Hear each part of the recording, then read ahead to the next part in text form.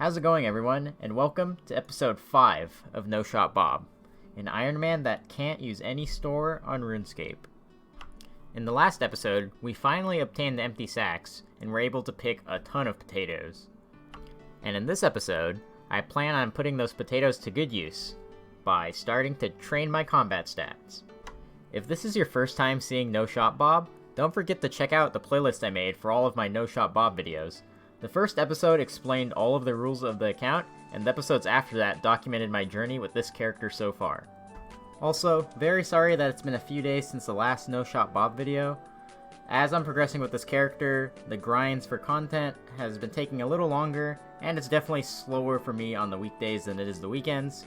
So, for now, I'm going to shoot for about 2 to 3 videos a week. So one thing I've been asked is, what is the end goal for No Shot Bob?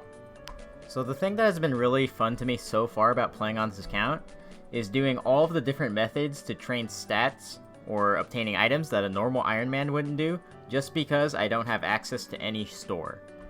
So I'd like to set the end goal for No Shot Bob to be getting as close to max as possible. I know this will take a really long time because some stats will be very hard to train without the use of any store, but that will always bring a reason for me to play on No Shot Bob, and so I hope to bring you many more videos in the future. But anyways, let's get on with the video. First things first, let's finally turn those baked potatoes I have into better food. There we go. I just hit level 38 cooking from cooking potatoes, and now I can churn butter. So I went straight from level 7 all the way to 38 exclusively from cooking potatoes. Here's going to be my method in making a lot of butter. So first, I'm going to grab an inventory of milk from the larder in my house. So you don't fully have to wait for the animation when searching the larder. If you hold down the 2 button and keep clicking, you can pick a lot of milk pretty fast. After grabbing a full inventory of milk, we're going to head straight to the Falador farm where the dairy churn is. And here we are. This is where we will churn the butter. So this is actually the slowest part, because it takes about 320 seconds to churn a full inventory of milk. So I recommend doing something else or watching a video or TV while this is happening, because it's very slow. So after churning a full inventory of butter, we're going to run it over to the bank deposit box here in Port Sarim, deposit it all, and then run back to the house to grab a full inventory of milk again to repeat the process. So I should have researched beforehand how long it actually takes to churn butter. I didn't think that it would take this long. So my original goal of making 3,000 potatoes with cheese may not be realistic. So I'm going to cut that down, probably make about 500 right now, and see where we'll go from there. So now that we have butter, we can put it on our baked potatoes. There's actually no animation for putting the butter on the potatoes, and you get 40 cooking experience a pop. So this is actually really fast cooking levels. So here we are, right outside of the wilderness ditch. So my plan is to enter the wilderness in this episode today. The wilderness is home to many dangerous, aggressive monsters, and of course there's also player killers too. But what the wilderness also has is tons of different item spawns that will be very helpful for my account. I figured that this is the best time to enter the wilderness. My combat level is only 9, so that means the super high level characters can't attack me. And since I got better food with potatoes with butter, I can try to survive against the aggressive monsters. So let's go and explore and pick up some very useful items. Here we go, we're entering the wilderness. First stop, there is a steel sword spawn that I want. Just weaving around these monsters here. Trying not to get attacked because I only have 11 hit points, so I might not live even one attack. So just ran past a couple ghosts here, and I'm going to pick up the steel sword. Next up are some steel plate legs. There are some players here, but they're too high level to even attack me. And they're killing green dragons anyways. Alright, let's not get owned by these spiders, but we'll try to run past them really quick. Let's get the zombie on me. So it's not the spider, and there we go, steel plate legs. Next up, an iron kite shield. Okay, let's run and grab the iron kite shield.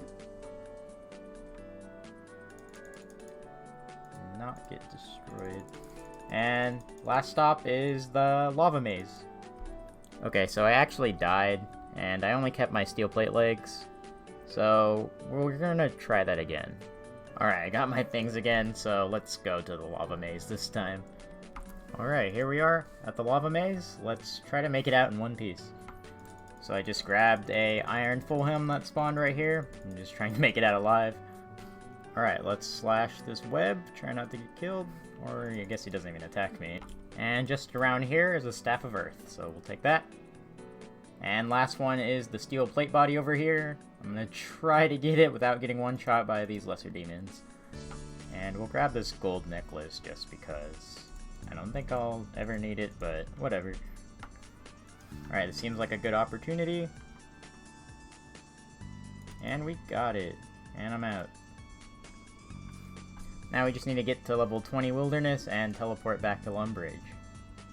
And we made it out of the maze. The Black Knights were the scariest part, actually, since I ran out of run, but we made it. Man, the Wilderness is such a spooky place. Alright, here it is, level 20 Wilderness, and we can finally teleport back home to Lumbridge. This time it was a successful trip. We didn't die and lose anything, so it looks like we're gonna have our full set of armor. Alright, so here are the items that I ended up with. So we pretty much got a full set of armor with the iron full helm, steel plate body, steel plate legs, and the kite shield. And we also have a new weapon in the steel sword, and a Staff of Earth whenever we start using magic. Alright, it's time to start training my melee. So here's what my equipment looks like right now.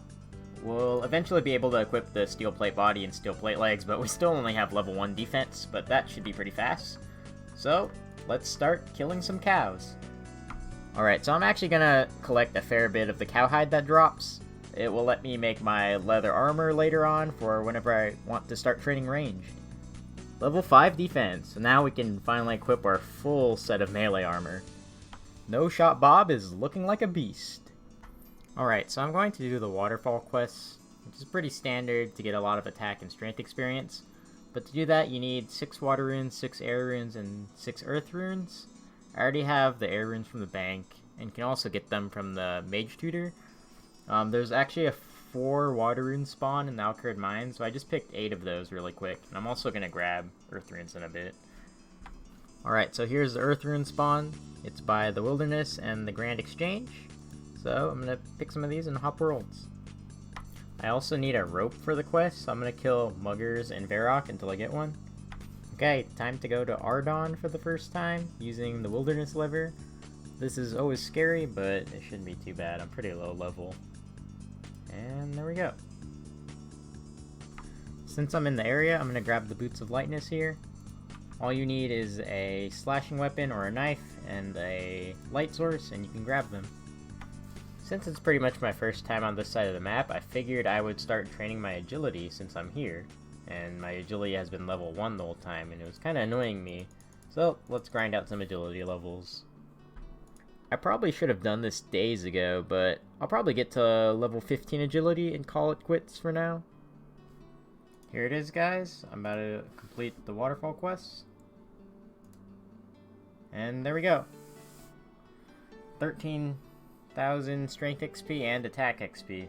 This quest is so good for increasing your early levels. There's 32 strength and 31 attack.